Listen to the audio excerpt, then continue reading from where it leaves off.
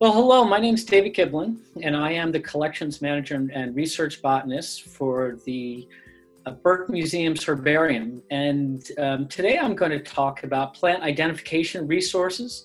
This is something that I'm interested in both personally and professionally. I spend a lot of my time identifying plants, and I've been involved with the production of online, mobile, and print version of plant identification resources that are really designed from everyone from amateur to professionals. What I really want to focus on today is some plant identification resources that you may find helpful in what I would say making sense out of the green chaos that we live in. And there are a lot of plants in Washington. There's about somewhere between 3,500 and 4,000 wild growing species, subspecies, and varieties of plants. Perhaps the best resource, I think, that's available for amateurs is the Plants of Washington Image Gallery that resides here at the Burke Museum. The Burke Image Collection is what it's commonly known as. You see in the lower right-hand corner, there's about 3,000 vascular plant species contained in this website.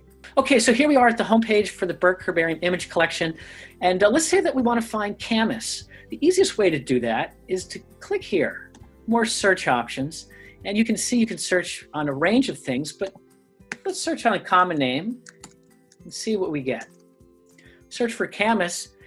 This is really nice because I get a list of all of the things that have camas as a common name. Let's go with common camas.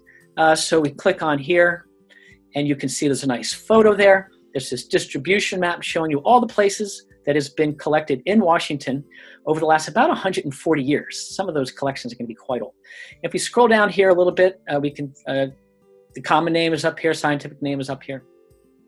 There's information, as I mentioned, about distribution, habitat, flower time, whether it's native or introduced. Camas isn't a rare species, as you can see, it's broadly distributed. For many of the species, there's technical descriptions. As I mentioned, there's additional images if you scroll down here. And if you go to the bottom, you can see all of the photos of camas that have been taken by various people over the years. The image gallery has almost 70,000 images that have been contributed by over 300 amateur contributors. So if you want to share your images, contact me. I'll set you up with an account and walk you through how to do that. But anyway, you can click on any one of those images and you can zoom in on that. If you wanted to, you can download it. If you use it in a presentation, there's usually some restrictions that are provided, or requests, I should say, by the photographer. If you want to use it in a publication, if you want to use it in a presentation or something that's not going to be distributed publicly, you should feel free to use these images. For many of the images, there are locality information, time of flowering. You can just toggle through them here. You can toggle through them up here.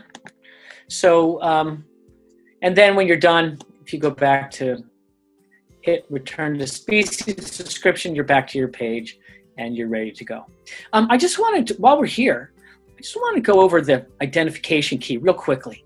So it shows you start out with almost 4,000 matches. That's a lot. But if we want to try to find camas, we're just going to put in the things we know about. We know it's herbaceous. It's got a bulb underground. It's perennial. The leaves all seem to come from the base. They look simple. They don't have any divisions. The flower color is definitely blue. We know camas is native. I typically see it growing on prairies, and I often see it flowering in May. Now I'm down to 10 matches. I'm going to show those matches. And there is my camas. You can see this works really well, and many of the things I just scored there are not technical terms, and many enthusiasts and amateurs would know those characters and be able to do the same that I just did there. I hope you take the time to use one or more of these resources and enjoy the process of learning and discovery. Thanks.